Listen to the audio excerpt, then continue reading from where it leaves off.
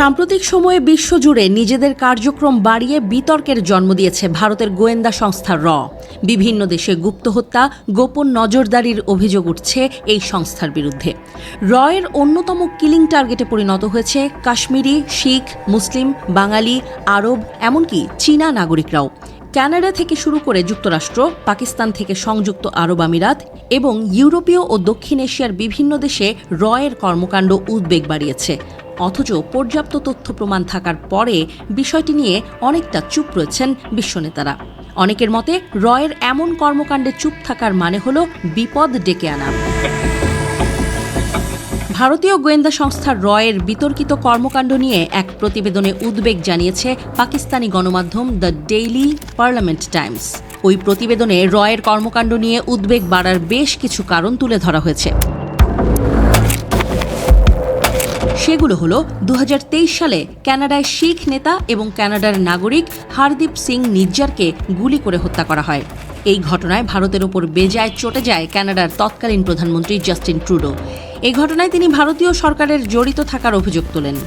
এছাড়া র এজেন্টদের এই হত্যাকাণ্ডের সাথে জড়িত থাকার গোয়েন্দা তথ্যের কথা উল্লেখ করেন ট্রুডো। এদিকে একই বছর শিখদের বিচ্ছিন্নতাবাদী নেতা গুরুপতবন্ত সিং পান্নুকেও হত্যা চেষ্টা করা হয় বলে জানায় যুক্তরাষ্ট্র। এই শিখ নেতা মার্কিন ক্যানাডিয়ান নাগরিক। এরপর ভারতীয় নাগরিক নিখিল গুপ্তকে র অফিসারের নির্দেশে ভাড়াটে খুনের ষড়যন্ত্র করার অভিযোগে গ্রেপ্তার করে মার্কিন প্রশাসন। কানাডা ও আমেরিকার মতো কঠোর নিরাপত্তা বেষ্টিত দেশে অভিযান চালিয়ে থেমে থাকেনি র। চিরপ্রতিদ্বন্দ্বী পাকিস্তানেও গোপন অভিযান চালাতে গিয়ে অভিযুক্ত হয় ভারতের গোয়েন্দা সংস্থা র। 2016 সালে পাকিস্তানে গ্রেপ্তার হয় কুলভূষণ যাদব নামের এক ভারতীয় নৌবাহিনীর কর্মকর্তা। বেলুচিস্তানে ধরা পড়ার পর করাচি এবং গোয়াদরে নাশকতা ও সন্ত্রাসী নেটওয়ার্ক পরিচালনার কথা স্বীকার করেন যাদব।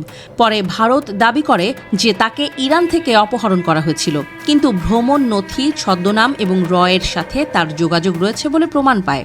পরে এই সংক্রান্ত একটি মামলা আন্তর্জাতিক বিচার আদালতে পৌঁছায়। সংযুক্ত আরব আমিরাত বেশ কয়েকজন ভারতীয় নাগরিককে নির্বাসিত করেছে। এরা পাকিস্তানি, কাশ্মীরি এবং আরব বাসিন্দাদের উপর গুপ্তচর বৃত্তি করছিল বলে সন্দেহ করা হয়। এছাড়া ইউরোপের জার্মানি, নেদারল্যান্ডস এবং বেলজিয়াম সহ অনেক দেশে র এর বিরুদ্ধে প্রবাসী ভারতীয় অ্যাক্টিভিস্টদের উপর নজরদারি করার অভিযোগ রয়েছে।